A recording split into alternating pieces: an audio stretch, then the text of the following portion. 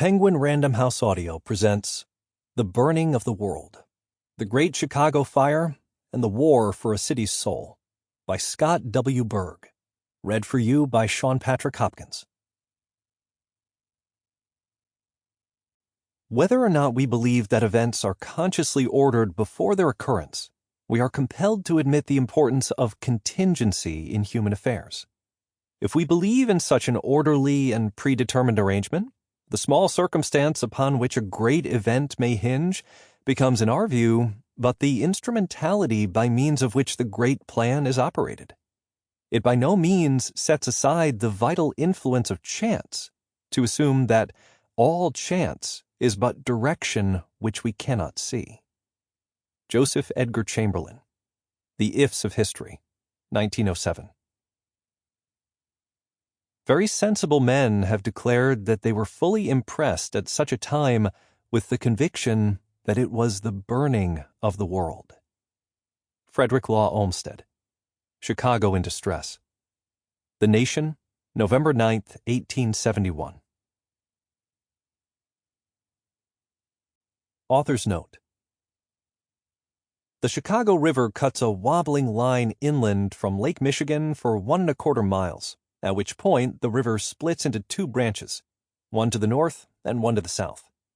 Between 1871 and 1874, the years covered in this book, the three land areas delineated by the river had two sets of names: the North Side, South Side, and West Side, and the North Division, South Division, and West Division. Residents and municipal offices used both names, sometimes interchanging them in the same conversation or document. After the Great Fire, Chicago's homeowners and businesses submitted insurance claims that totaled more than $310 million, around $190 million of which would eventually be paid. While monetary equivalents across 150 years are difficult to determine, those figures translate to, at minimum, $7 billion and $5 billion today. When measured by the number of buildings lost and the amount of urban space affected, however, the cost of a similar disaster in 2023 would be many, many times greater. Prologue. Saturday, October 7th, 1871. One night before the Great Fire. From across the river, the courthouse bell sounded. Twice, then a pause. 4 times, a pause. 8 times. 2, 4, 8, again and again. For months now, all through the dusty summer, the massive bell atop the Cook County Courthouse in the middle of downtown Chicago had provided the cadence of the city. A warning for some, but for many more, a sound like the chime that told them to take their seats at the start of a show. The newspapers called them firebugs. Sometimes they came in dozens, sometimes hundreds. On this night, they came in the thousands, moving toward the brightening orange glow over the rooftops just west of the river. They blocked the streets, they crowded the bridges, they climbed atop storage sheds and shimmied up lampposts. They gasped, they laughed, they shouted encouragement to firemen and fire alike. They drank. They didn't represent all of Chicago, but in their appreciation of just about any sort of ready-made entertainment, they were Chicagoans through and through. The city, only 34 years old on this warm and windy October evening, was urban America's youngest child, full of promise and mischief, making its own way, accountable only to itself. In a city populated by more than 300,000 people, spread for miles up and down the shore of Lake Michigan, fires provided a unique sort of intimacy and knit its people together in a way little else could. The sight of a blaze over the rooftops and the piercing cries of fire brought out men, women, and plenty of children who loved to test the flames, no matter what the hour, running in close and running back out before they were shooed or dragged away.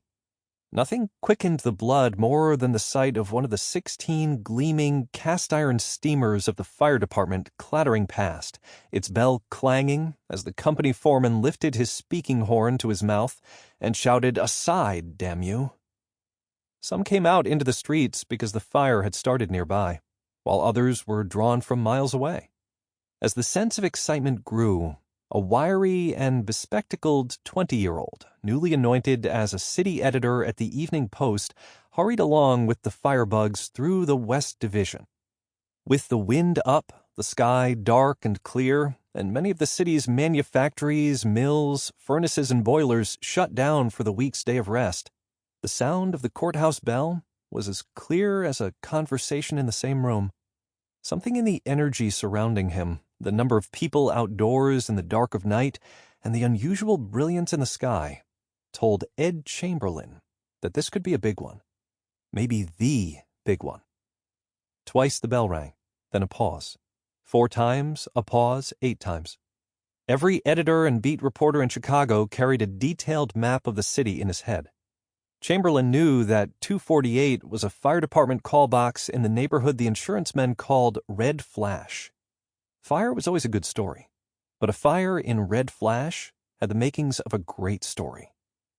Ed lived with his older brother Everett, a drama and music critic at the Tribune, farther out in the West Division, away from the river, where the houses and the lots on which they sat began to get bigger and nicer. Though he'd lived in Chicago for just 2 years, Ed already knew many of the city's streets and alleys as he'd known the dells and country roads of eastern Vermont, where he'd lived until he was 6, or those of southern Wisconsin, where he'd come of age. He was a rural boy at heart, raised in rustic little villages, come as a young man to the least clean, least painted, least charming big city in America. Chicago was all drive, ambition, movement, smell, and noise. For the tens of thousands of newcomers like him from the American countryside, and for the tens of thousands who'd come from Europe, its pull was awesome and irresistible. Block 52, just across from the south side, bounded by Canal, Van Buren, Jackson, and Clinton, was a typical Chicago block, a mix of residences, small factories, storefronts, saloons, and empty lots arranged in a heedless jumble. Into its 5 acres were stuffed 2 sawmills, a box factory, a small lumber yard, several coal sheds, and numerous 2- and 3-story row houses, all made of wood. Wood shavings and wood dust filled the block's warehouse floors and floated in the air. Ed's newspaper, the Evening Post, was 6 years old and known for its genial, all-comers republicanism, its literary pretensions, and its lower-tier status among the city's broadsheets. But when it came to chasing fires, Ed might as well have worked for the Tribune, or the Times, or the German-language Staatszeitung. The editors of Chicago's newspapers made their money by disagreeing about politics and by catering to like-minded readerships. But they also sold papers by competing to provide the most timely, breathless, and lurid coverage of the myriad ways the city could disfigure or destroy its own inhabitants. To read the Evening Post during the first week of October 1871, or to read any newspaper in any of the country's fast-expanding urban centers, was to believe that to live in an American city, one must be possessed of an insatiable death wish. In just the past few days, a dozen or more Chicago lives had been ended or forever altered. Less than a quarter mile from where Ed now ran, a boy named James had lost his left foot when it was crushed by a horse-drawn omnibus as he was picking up wheat along the track. Another boy, named Michael, seated on the edge of an omnibus, lost both feet when he swung them out too far and into the path of an oncoming trolley. A woman named Wilhelmina and her 3-year-old daughter were crushed to death beneath a moving railroad car when they tried to jump on. 2 unnamed girls playing on the Northwestern Railroad Bridge across the Chicago River found themselves in the path of a crossing train. Both ran for the other side, but one didn't make it. 4 unnamed boys went rowing on Lake Michigan and never returned. Later, their boat was found bobbing upside down against the long breaker formed by the Illinois Central tracks. A man named Tomas was shot through the temple by a saloon keeper after a confrontation that concerned $2.71 in unpaid debt. Robbery, murder, collision, collapse. It seemed that every street corner was full of peril, every day an obstacle course, every minute potentially one's last. Of all the ways to be rendered homeless, injured, or dead, fire was the most feared. In part, this was because fire was, by a wide margin, the most likely. 279 days had passed so far in 1871, as Ed Chamberlain dashed toward Canal and Jackson.